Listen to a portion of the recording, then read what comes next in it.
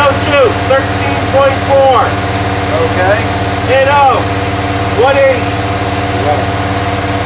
Okay, Chris.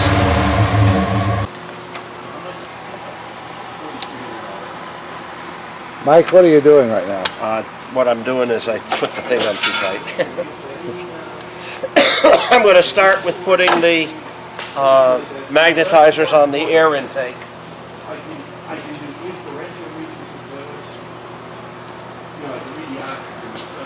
And what's the polarity of the air intake magnet? These are the negative pole.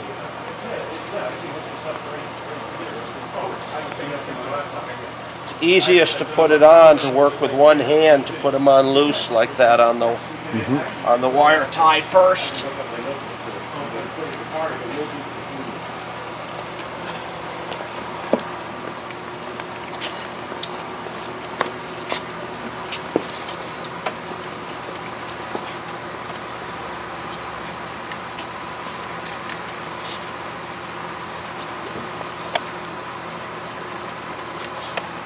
Error. I know it has a negative error.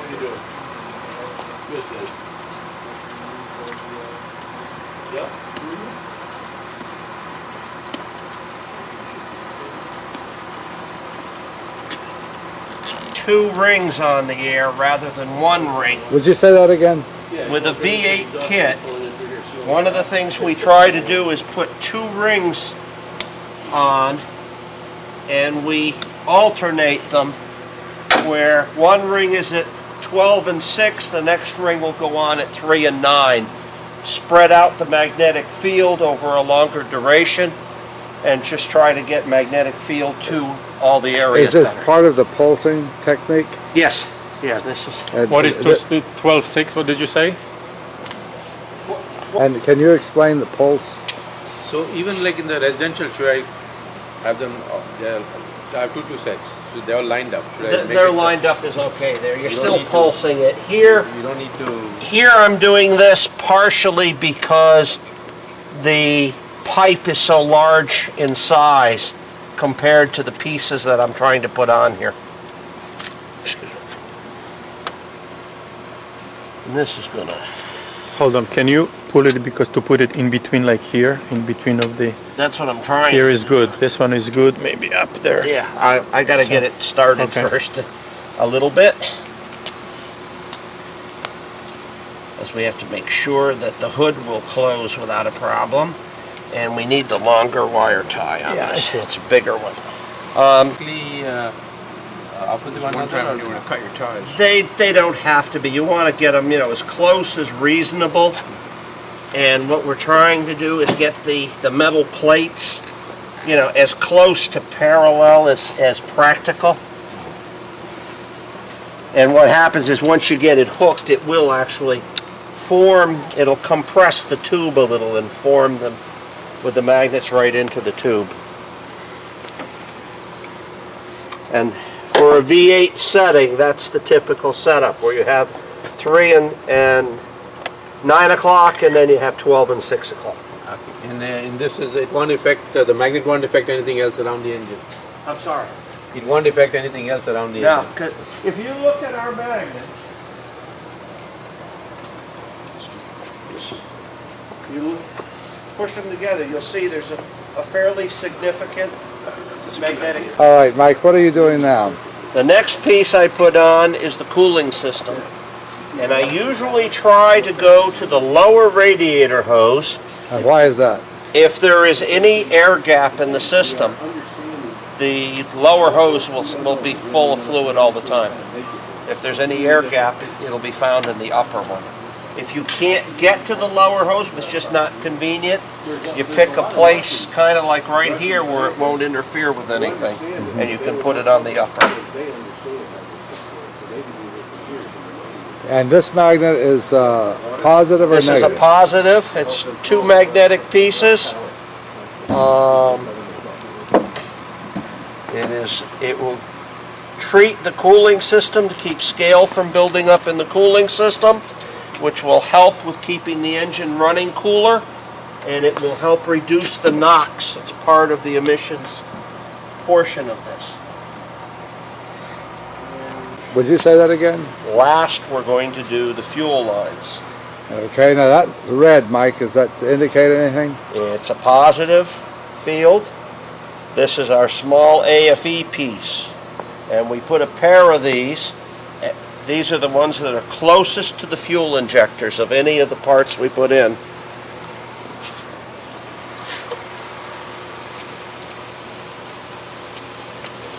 So you got air, you got water, and you got fuel. Right. So And it's an inline, not a return line.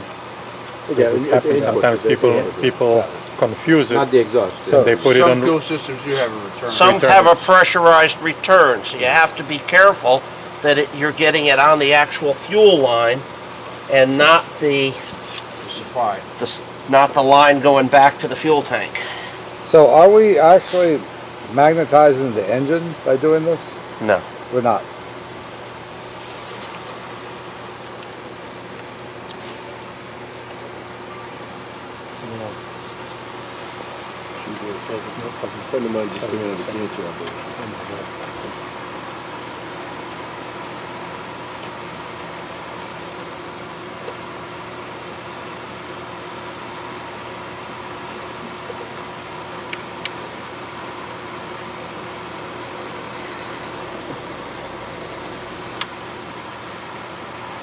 It's a magnetic field. That's like I showed you that you're not getting any magnetic field to speak of on the backside. The fuel line is metallic, right?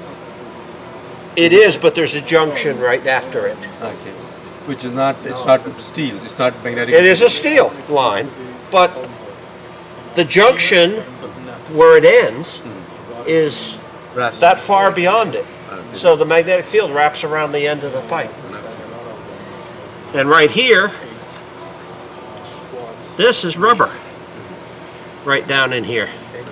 So the next one is going to go right on that rubber pipe. But how much they couldn't tell me. So then, to see how we put, I know that I got to ask you I know about the start it up again in a minute. Okay. Hammer, Now we've restricted the water here a little bit. Now I hope this doesn't move, but I don't think it will. when I was thinking then, I said, well, Take it out for a run and then go back? There's a whole lot less smoke. Visually, look at that. That was white before coming out of there. Yeah. Go hit your gas just for You're a not going to second. do it for idle?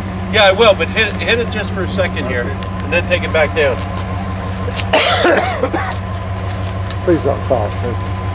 I'm trying to turn away from anybody, believe me. No, I'm still getting a good amount. No, here. that's blowing the shit out. Yeah, I know remember? it is. I That's know. why taking it right now. That's how I want to do it. Normally you drive it around the block for a half. Oh, you want them to? Huh? Well, he's got to get going. yeah, it's better. You want to go around the block? Yeah. Because you usually got to blow some of that crap out of there. Go around the block and come back in. Look at that right now. Yeah. Then this flag. Okay. So what I'm saying is, you know, with a little bit of backing, we go to Washington, D.C. Screw the fuel savings. This is, you know, because... This is after 10, well, how many minutes? After 10 minutes after the installation. You just went around the 10 minutes and the, the went car out to, was driven around the corner. I went to the Baptist church and back, probably, I don't know. Oh, no, wait, you're talking about divine intervention here. Maybe so. Maybe 10 miles each way. Wait a minute, now I'm Catholic. I am too, but hey, 10 miles each way or less? No, less than 10 miles, yeah. Probably I'm Catholic, but probably 3 miles. I spent a lot of time in North Carolina with the Southern Baptists. Yeah, right.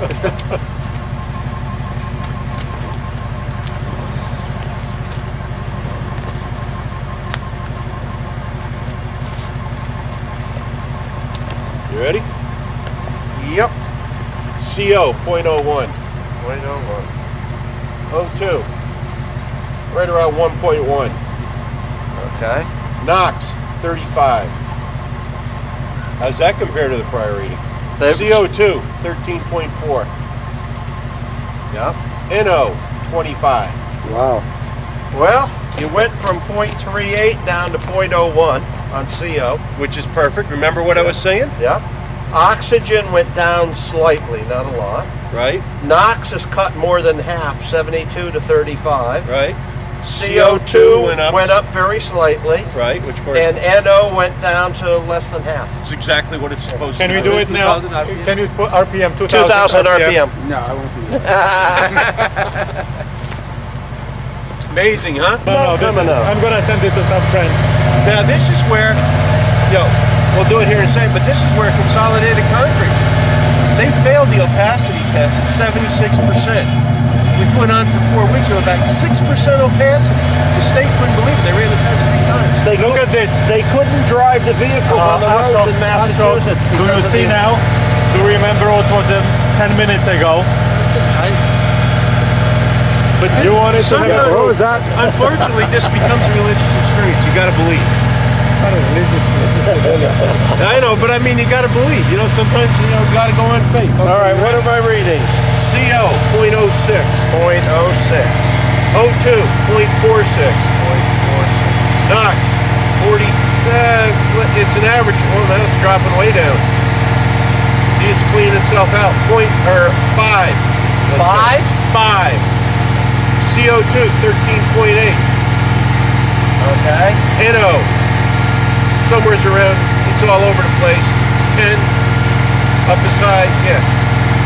Go back to the idle a minute. Idle. Chris, I want to see what the NOx Idle. and the NO reading are after it's idles for a second. See if they change. It was from 10 to 35 it went. Yeah. You can put 10-35. 10 to 35 is the range. See, if I hook it up on my computer, we'll trend all this. We'll have all this, and then we can actually smooth the graph. All right. What is the NOx reading now? Anywhere is from, it's going back down again. It's centering right around 30. Okay, so Because it was just down to 14, now it's up to about 42. And the NO, right around 40. okay, because it was down to 25. It's going to be, yeah. But the other part you got right now is it's cleaning the shit out of the Yes, engine. it is. Yep. It's removing carbon. So this is what day is it today? April 6th? April Fool's Day. April, April 7th. We have a test done on Jeep. 1999. 1999. 1998. 1998. Oh, Sorry, wait, pardon okay. me.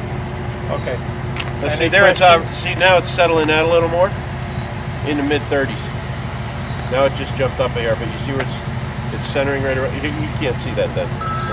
Oh, you can read off of there maybe. Show me the. Oh, that's. Yeah, I was just writing what the vehicle was on it. So we had before. This was the before numbers, and these are the after numbers. Your emissions. How many miles did you drive? Say 5 miles after the drive 5 miles? He said about 3 miles each way to Yeah, the church 5 or and back. 6, I guess, after the church and The that. CO, if you want to know right now, is down to 0. Well, it was at point Right, 0.01 right, before, down now to it's at 0. And now, one of the other aspects of this, we're saving the life of catalytic converters. A catalytic converter is about a $900 cost for someone, but people don't even talk about its effect on the environment. Now that they're into a period where they have to replace them, they don't know what to do with them. It's more dangerous as a catalytic converter because you've got the heavy metals in there. It's more they can't put them in, they don't know what to do with them. To dispose of them. Right, and so we're putting less exhaust in there, so now we may have extended the life of a catalytic converter from 60 to 70,000 miles.